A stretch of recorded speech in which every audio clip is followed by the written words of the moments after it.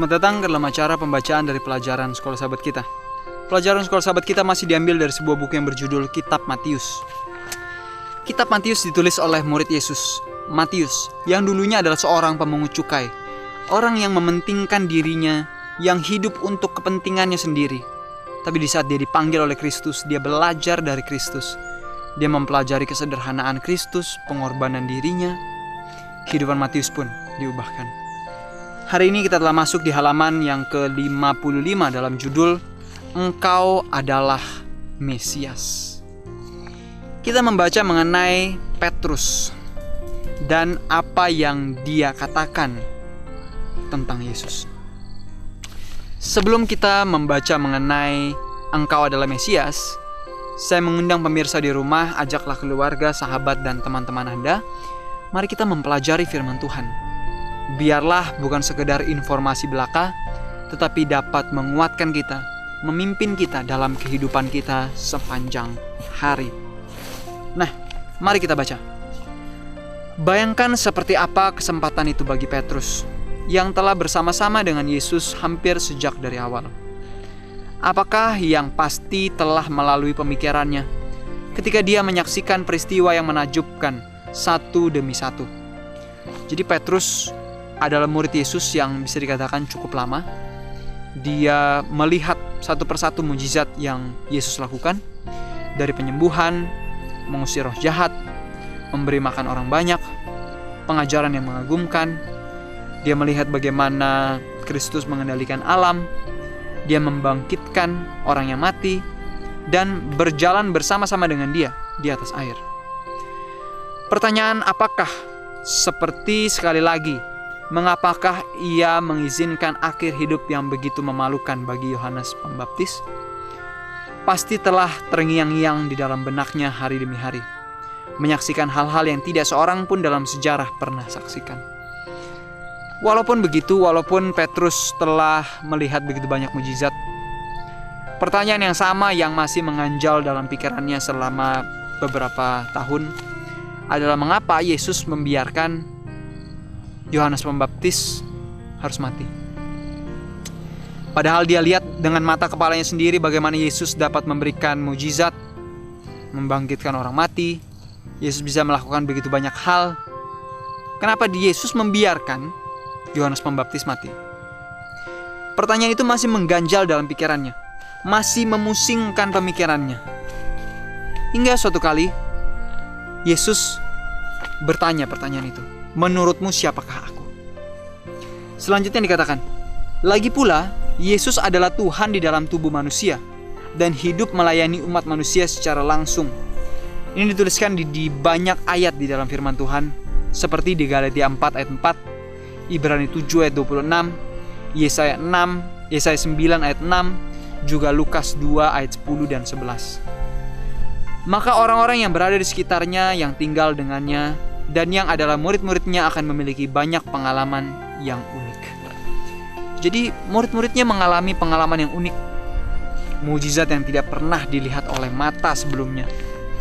Dan pengalaman yang luar biasa itu dirasakan juga oleh Petrus. Jadi di balik kegundahan hatinya, di balik ada pertanyaan-pertanyaan yang mengganjal dalam dirinya, sesungguhnya Petrus mengalami seperti sebuah pergolakan. Dia yakin akan satu hal bahwa Kristus adalah Mesias. Di satu hal yang lain, dia bertanya, kalau dia Mesias kenapa begini? Mari kita lanjut. Kalau kita membaca dalam Matius 16 ayat 13-17, pertanyaan apa yang Yesus tanyakan kepada murid-muridnya? Dan apa maknanya bahwa hanya Petruslah yang dicatat menjawab? Dan mengapa jawabannya sangat penting? Pertanyaan Petrus mengenai Yesus adalah Mesias, anak Tuhan yang hidup. Ini jawaban dari Petrus. Ini adalah suatu pendapat tertinggi dalam seluruh kitab suci. Petrus menyebutnya Mesias yang diurapi. Dan dengan pengakuan ini ia mengatakan dengan tepat sebagaimana yang terjadi bahwa Yesus adalah Kristus. Dia yang datang menggenapi semua perjanjian, janji-janji yang dibuat dengan Abraham, dan kemudian Israel. Anda bisa membacanya dalam Galatia 3 ayat 16. Sahabatku, di sini kita melihat di tengah pergolakan pemikiran yang muncul dalam pikiran Petrus, dia sendiri yakin bahwa Yesus adalah Mesias yang dijanjikan.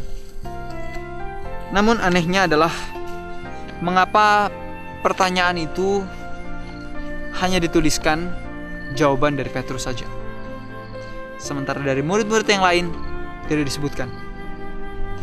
Ada yang mengatakan bahwa dia guru, mungkin ada yang mengatakan dia hanya utusan Tuhan, nabi. Tapi kenapa jawaban dari Petrus secara personal dituliskan? Petrus mengatakan bahwa dia adalah Mesias. Kesimpulan yang lain yang bisa kita ambil adalah mungkin murid-murid yang lain tidak sependapat dengan Petrus.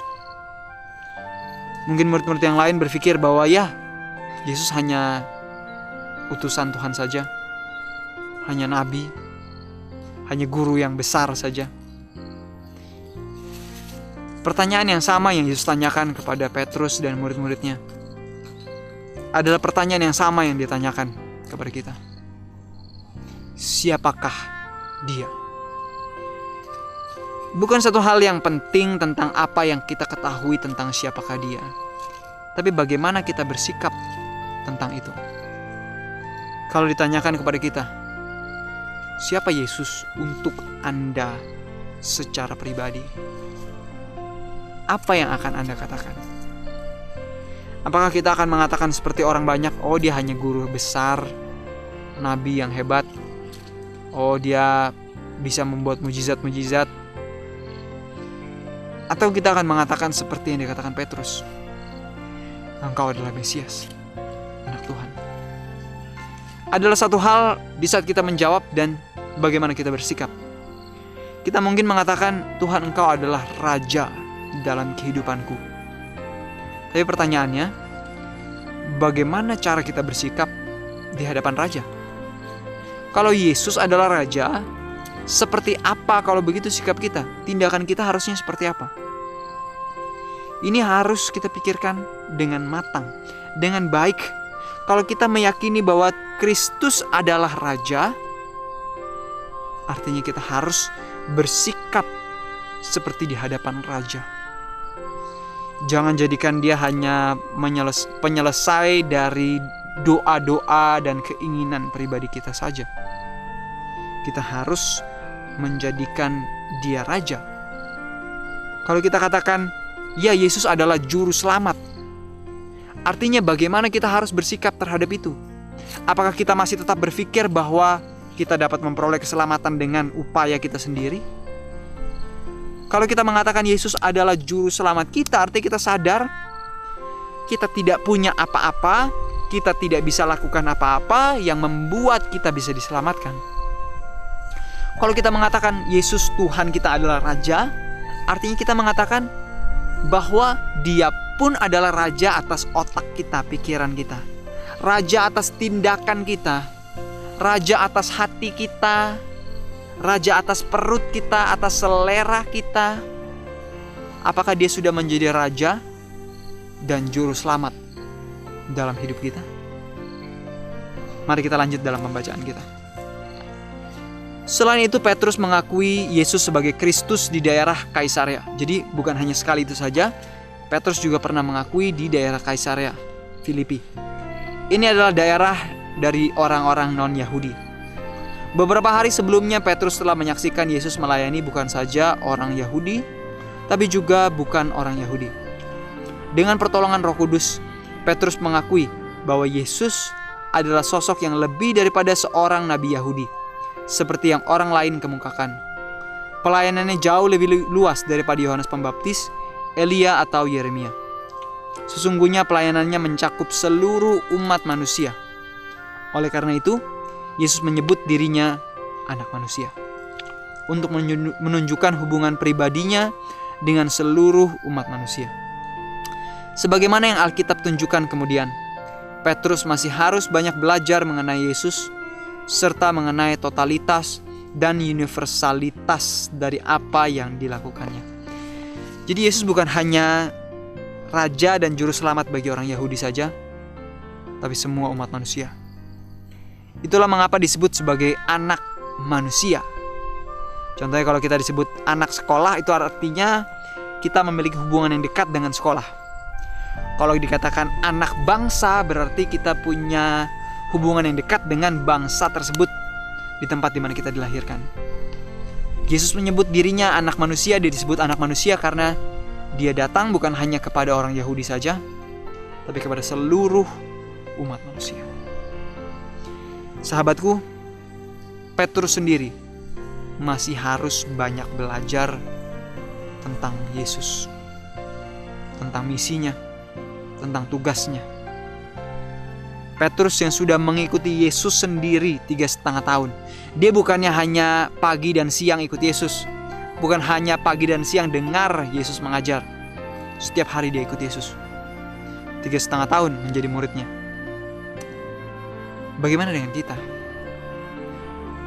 Kalau Petrus saja 3,5 tahun ikut Yesus, dia masih belum dapat mengerti sepenuhnya misi Kristus. Bagaimana dengan kita? Mungkin kita hanya punya waktu pagi, sore, atau malam untuk membaca firman Tuhan.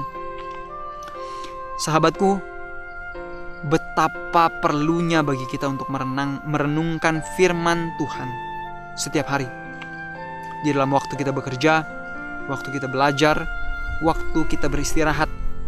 Renungkan firman itu siang dan malam. Jadikan itu bahan dalam perenungan kita dan tindakan kita. Hal apa saja yang Yesus telah buat dalam kehidupan kita yang kita dapat nyatakan sebagai kesaksian kepada orang lain. Petrus, dia dapat menyatakan bahwa Yesus adalah Mesias, bukan karena dia dengar aja.